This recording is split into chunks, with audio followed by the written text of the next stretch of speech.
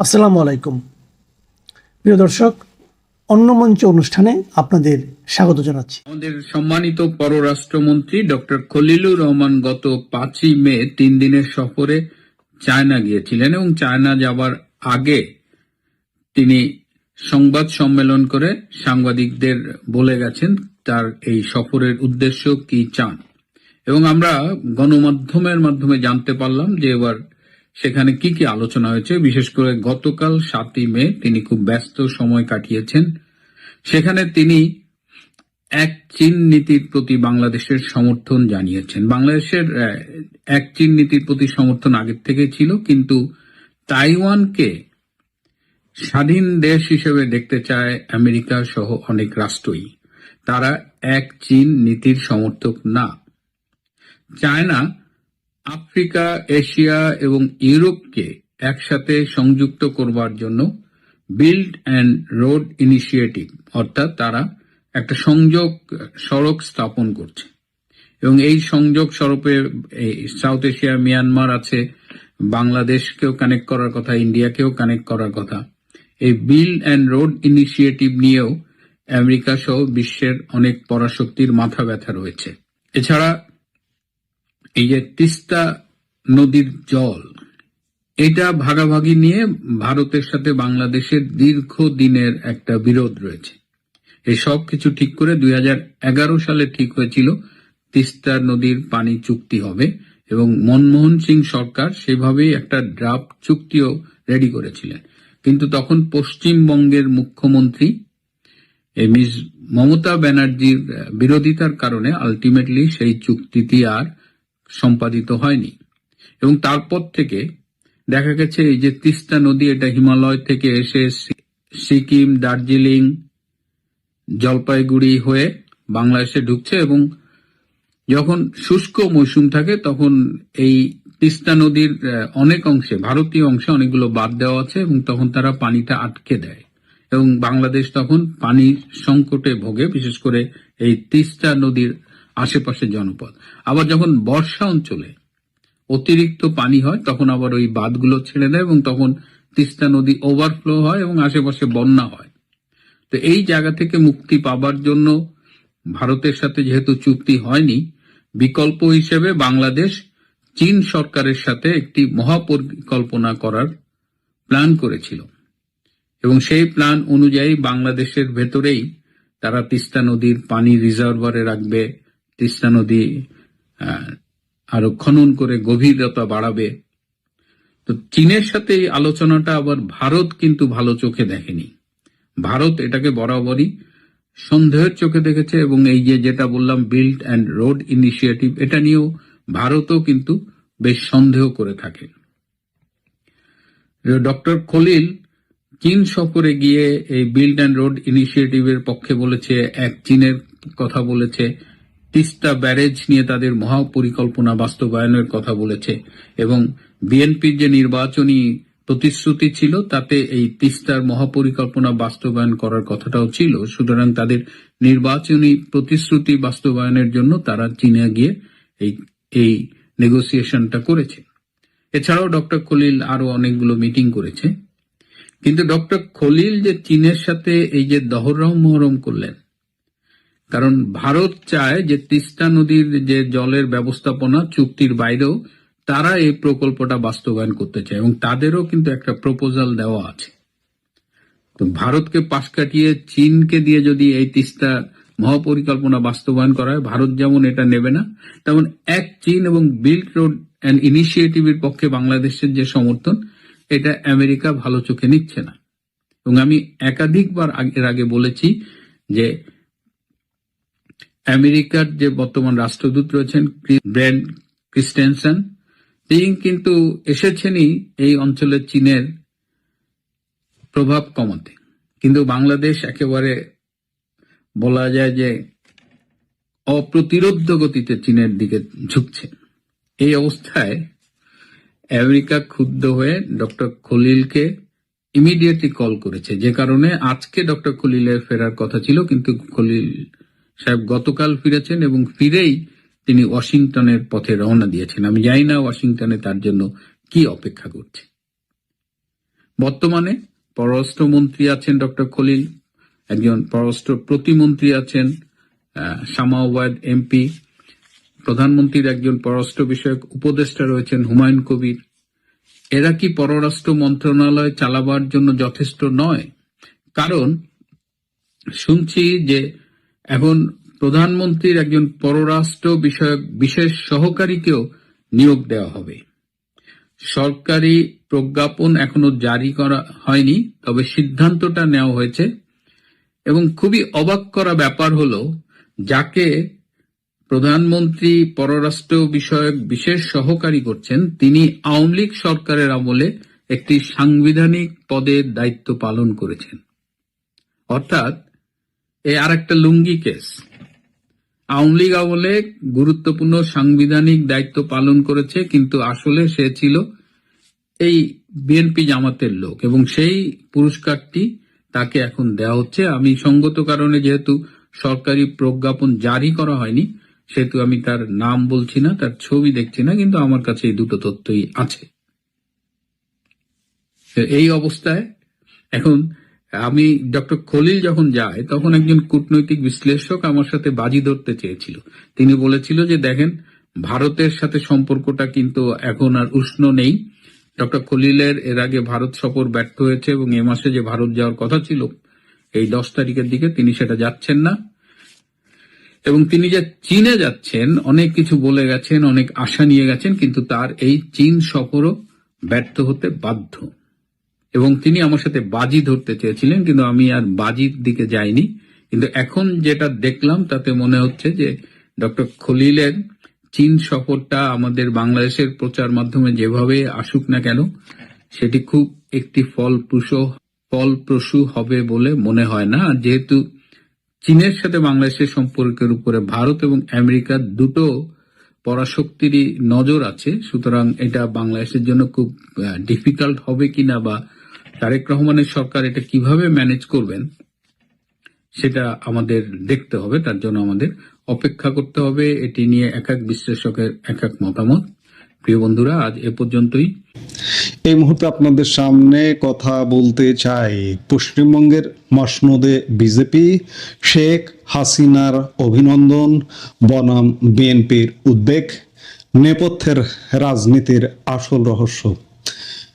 দর্শক, আপনারা ইতিমধ্যে দেখেছেন যে আওয়ামী লীগ, বাংলাদেশ আওয়ামী লীগ বিজেপির পশ্চিমবঙ্গ জয়ে একটি অভিনন্দন বার্তা আওয়ামী লীগের সোশ্যাল মিডিয়া পেজ থেকে শুরু করে মানুষের ফেসবুক ওয়ালেও ঘুরে বেড়াচ্ছে। কিন্তু এখন পর্যন্ত বিএনপির কি কোনো অভিনন্দন বার্তা দেখেছেন যে পশ্চিমবঙ্গে বিজেপির জয়? দেখেননি। আপনারা শোনেন না যে বিএনপি নাকি বিজেপির সাথে দল টু দল বিএনপি বিজেপি সম্পর্ক উন্নয়নের চেষ্টা করছে, আবার বিএনপি সরকার ভারতের সাথে সম্পর্ক উন্নয়নের চেষ্টা করছে, আবার ভারতের সমর্থনে বিএনপি সরকার ক্ষমতায় এসেছে। হ্যাঁ, সমর্থন আছে, ছিল, কিন্তু বিএনপি যে দিনকে দিন ভারতের সাথে বিট্রে করছে, বা বিট্রে ইতিমধ্যে করেছে, ভারত এটা কিন্তু ইতিমধ্যে বুঝতেও পেরেছে। আসলে একটা কথা আছে, জোর করে পীড়িত হয় না। বিএনপি ভারতের সাথে যে সম্পর্কটা রেখেছে বা রাখতে চাইছে, এটি হচ্ছে জোর করে। আপনারা দেখেছেন যে কিছুদিন আগে বাংলাদেশের পররাষ্ট্রমন্ত্রী খলিলুর রহমান ভারত সফর করেছেন, তার সাথে প্রধানমন্ত্রীর একজন পররাষ্ট্র উপদেষ্টা বা বিএনপির যুগ্ম মহাসচিব হুমায়ুন কবিরও ছিলেন। হুমায়ুন কবির বিজেপি নেতাদের সাথে দেখা করেছেন, শুভেচ্ছা বার্তা বিনিময় করেছেন, ইত্যাদি ইত্যাদি। কিন্তু এগুলো সব হচ্ছে জোর করে।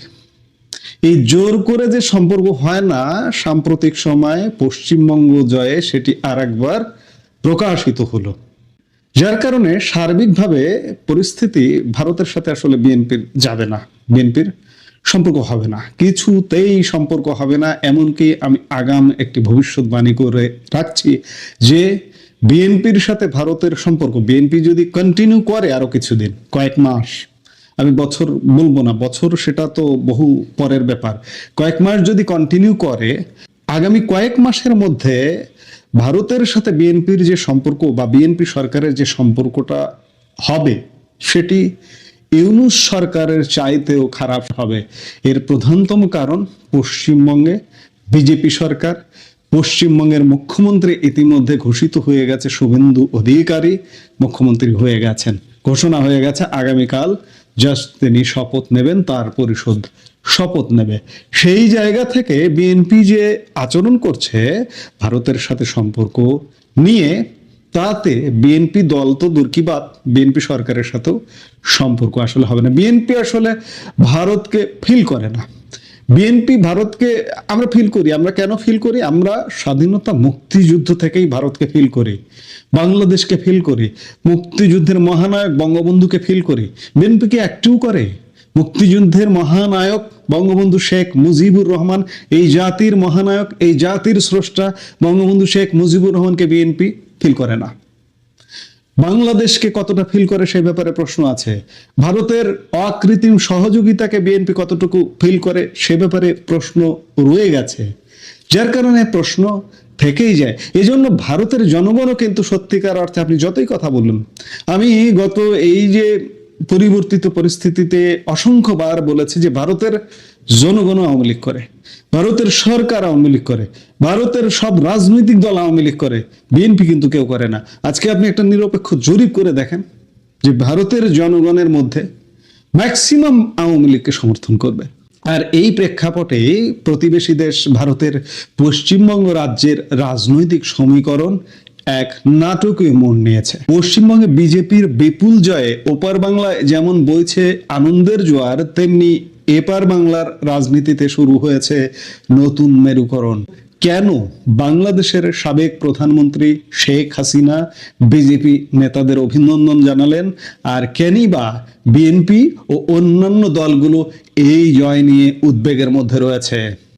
খবরের শুরুতেই আসা যাক অভিনন্দন বার্তার প্রসঙ্গে। পশ্চিমবঙ্গে বিজেপির বিপুল জয়ে ওই দলের বর্তমান সভাপতি নীতিন নবীনকে আন্তরিক শুভেচ্ছা জানিয়েছেন বাংলাদেশের সাবেক প্রধানমন্ত্রী তথা আওয়ামী লীগ প্রধান, আওয়ামী লীগ সভানেত্রী শেখ হাসিনা।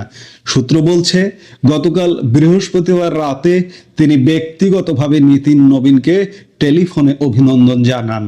এখানে একটি বিষয় লক্ষণীয়, নীতিন নবীন বিজেপির সভাপতি হওয়ার পর শেখ হাসিনা আনুষ্ঠানিকভাবে এই প্রথম শুভেচ্ছা জানালেন তাকে। নীতিন নবীন গত 20 জানুয়ারি ভারতের বিজেপির কেন্দ্রীয় সভাপতির দায়িত্ব নিয়েছেন। মাত্র 45 বছর বয়সী সর্বকনিষ্ঠ সভাপতি নীতিন নবীন। সেই নীতিন নবীনকে আওয়ামী লীগ প্রধান শুভেচ্ছা জানাতে চাইছিলেন বেশ কিছুদিন ধরে, কিন্তু কোন উপলক্ষে কিভাবে শুভেচ্ছা জানাবেন সেইটা গত জানুয়ারি থেকে আজ পর্যন্ত জানানো হয়নি। কিন্তু শেষ পর্যন্ত একটি ফোন আলাপের মাধ্যমেই সেই আনুষ্ঠানিকতা সম্পন্ন হয়েছে। সভাপতি হওয়ার জন্য শুভেচ্ছা জানিয়েছেন এবং বাংলা জয় করবার জন্য নীতিন নবীনকে আওয়ামী লীগ প্রধান শেখ হাসিনা শুভেচ্ছা জানিয়েছেন। শুধু কেন্দ্রীয় নেতৃত্বই নয়, শেখ হাসিনার শুভেচ্ছা তালিকায় ছিলেন পশ্চিমবঙ্গের প্রভাবশালী দুই নেতা শুভেন্দু অধিকারী এবং পশ্চিমবঙ্গ বিজেপি সভাপতি শ্রমিক ভট্টাচার্য। আওয়ামী লীগ সূত্র নিশ্চিত করেছে যে শেখ হাসিনা এই দুই নেতাকেও বিশেষভাবে অভিনন্দন জানিয়েছেন। এই শুভেচ্ছা বার্তা বিজেপির আরেক নেতা তথা দলের তরফে বাংলাদেশের দায়িত্বপ্রাপ্ত শিশির বাজেরিয়ার মাধ্যমে পৌঁছে দেওয়া হয়েছে। অর্থাৎ আওয়ামী লীগের পক্ষ থেকে বিজেপিকে দলগতভাবে শুভেচ্ছা বার্তা পৌঁছে দেওয়া হয়েছে। তবে রাজনৈতিক মহলের সবচেয়ে বেশি জল্পনা চলছে শুভেন্দু অধিকারীকে নিয়ে। আপনারা ইতিমধ্যে জেনে গেছেন যে শুভেন্দু অধিকারী পশ্চিমবঙ্গের মুখ্যমন্ত্রী হতে যাচ্ছে। আজকে বিকেলে কয়েক ঘন্টা আগে অমিত শাহ ইতিমধ্যে শুভেন্দু অধিকারীর নাম ঘোষণা করেছেন মুখ্যমন্ত্রী হিসেবে। আগামীকাল তিনি শপথ নেবেন। শেখ হাসিনা সমস্ত বিজেপি প্রার্থীর পাশাপাশি শুভেন্দু অধিকারীকে বিশেষভাবে অভিনন্দিত করার পেছনে একটি গভীর আবেগঘন ও রাজনৈতিক কারণ রয়েছে। কেন শুভেন্দু অধিকারীর প্রতি শেখ হাসিনার এই বাড়তি মমতা? কারণটা লুকিয়ে আছে গত 2 বছরের ইতিহাসে। বাংলাদেশের রাজনৈতিক পট পরিবর্তনের পর শেখ হাসিনা যখন ভারতে আশ্রয় নেন তখন অনেক ভারতীয় নেতা নীরব থাকলেও শুভেন্দু অধিকারী সরব ছিলেন এবং প্রকাশ্যে তিনি বারবার গণমাধ্যমের সামনে বলেছেন হাসিনা ওয়াজেদ বঙ্গবন্ধু কন্যা, তিনি বাংলাদেশের বৈধ প্রধানমন্ত্রী, তাকে জোর করে ক্ষমতাচ্যুত করা হয়েছে এবং তিনি ভারতের পরম অতিথি। এই দুঃসময়ে পাশে দাঁড়ানোর কৃতজ্ঞতা স্বরূপ শেখ হাসিনা তাকে বিশেষভাবে সম্মানিত করেছেন বলে মনে করছে আওয়ামী লীগ সংশ্লিষ্টরা। চলুন আমরা শুভেন্দু অধিকারের ভিডিও ক্লিপ দেখে আসি তিনি কি বলেছিলেন শেখ হাসিনাকে নিয়ে। হাসিনা ওয়াজেদ বৈধ প্রধানমন্ত্রী, এরা অবৈধ। হাসিনা ওয়াজেদ প্রধানমন্ত্রী হিসেবেই ঢাকাতে শাহজালাল এয়ারপোর্টে নামবেন, স্যালুট দিয়ে নিয়ে যেতে হবে। আমরা ওই দেশ সৃষ্টি করেছি, আমাদের 17,000 সেনা আত্মবলিদান দিয়েছে। আমরা মুজিবুর রহমানকে প্রোটেকশন দিয়েছি, আমাদের দেশ দলাই লামাকে প্রোটেকশন দিয়েছে। ভারত এটা করে। হাসিনা ওয়াজেদ বৈধ প্রধানমন্ত্রী, এরা অবৈধ। হাসিনা ওয়াজেদ প্রধানমন্ত্রী হিসেবেই ঢাকাতে শাহজালাল এয়ারপোর্টে নামবেন, স্যালুট দিয়ে নিয়ে যেতে হবে।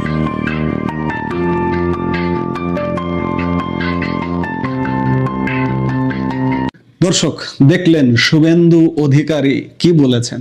কাজেই এই বক্তব্য, এই কথামালা, এগুলোই আগামীতে কি হতে যাচ্ছে বা কি হতে পারে এগুলো প্রকাশ করছে। আমরা আগামীতে হয়তো অনেক কিছুই দেখব। এবার আসি মুদ্রার উল্টো পিঠে। বর্তমানে বাংলাদেশে আওয়ামী লীগের কার্যক্রম অনেকটা নিষিদ্ধ বা সীমিত থাকলেও শেখ হাসিনা ভারতের বিজেপি নেতৃত্বের সঙ্গে যোগাযোগ অব্যাহত রেখেছেন। বিএনপির সাথে বিজেপির যে সম্পর্ক বেশি দূর এগোবে না, আপনি এখন দেখুন খলিলুর রহমান ভারত সফরে গেছেন, হুমায়ুন কবিরকে সাথে নিয়ে বিজেপির সাথে সখ্য গড়তে চেষ্টা করেছেন, বার্তা দিয়েছেন, সেটা তো পেছনের খবর। কিন্তু এখনকার খবর দেখুন যে আওয়ামী লীগ শুভেচ্ছা জানাচ্ছে, দলগতভাবে শুভেচ্ছা জানাচ্ছে, আওয়ামী লীগ প্রধান ব্যক্তিগতভাবে শুভেচ্ছা জানাচ্ছেন, বিজেপি নেতাদের শুভেচ্ছা জানাচ্ছেন। কিন্তু অন্যদিকে বিএনপি সহ বাকি দলগুলো কিন্তু এখনো পর্যন্ত আনুষ্ঠানিকভাবে বিজেপিকে বঙ্গ বিজয়ের শুভেচ্ছা জানায়নি, বরং এনসিপির মতো কয়েকটি দল বিজেপির জয়ে উদ্বেগ প্রকাশের পাশাপাশি পশ্চিমবঙ্গে উগ্রবাদী শক্তির উত্থান হয়েছে বলে মন্তব্য করেছে। এমনকি জামাত অখুশি হয়েছে, বিএনপি মনে মনে অখুশি হয়েছে। বিএনপির সরকারের পররাষ্ট্রমন্ত্রীর মন্তব্য আপনারা ইতিমধ্যে শুনেছেন যে তারা উদ্বিগ্ন, যে বিশেষ করে পুশ ইন ইস্যুতে, পুশব্যাক ইস্যুতে ভারত যদি পুশব্যাক করে বা বাংলাদেশে যদি পুশ ইন ঘটে, এগুলো নিয়ে পররাষ্ট্রমন্ত্রী ইতিমধ্যে উদ্বেগ প্রকাশ করেছে এবং তার মতামত পেশ করেছে। আমি আজকে দুপুরে একটি ভিডিওতে এমনটা বলেছি এবং পররাষ্ট্রমন্ত্রীর মতামত বিএনপি দলগতভাবে পুশব্যাক ইস্যুতে যে মতামত দিয়েছেন যে পুশব্যাক যদি ভারত করে তাহলে বাংলাদেশও বসে থাকবে না, এটি দলগতভাবে বিএনপি তাদের সোশ্যাল মিডিয়াতেও প্রকাশ করেছে। কাজে আমি বলছি যে আমি এটা কি অমূলক বলছি যে বিএনপির সাথে ভারতের সম্পর্ক কোনোভাবে এগোবে না। পশ্চিমবঙ্গে বিজেপির এই উত্থান বাংলাদেশের আসন্ন দিনগুলো রাজনীতিতে কি প্রভাব ফেলবে, শেখ হাসিনার এই সরাসরি যোগাযোগ কি আওয়ামী লীগকে আবার অক্সিজেন দেবে, নাকি বিজেপি বিএনপি নতুন কোনো সমীকরণ তৈরি হবে? আমি এক কথাই বলি, সমীকরণ তৈরি হবে না। সম্পর্কটা জোর করে পীড়িত হয় না, পীড়িত হবে না। সে শুরুতেও বলেছি, মাঝখানেও বলেছি, শেষেও বলছি যে বিএনপির সঙ্গে সম্পর্ক কিছুতেই এগোবে না, আওয়ামী লীগের সঙ্গেই সম্পর্ক হবে এবং সামনে অনেক কিছু আমরা দেখব।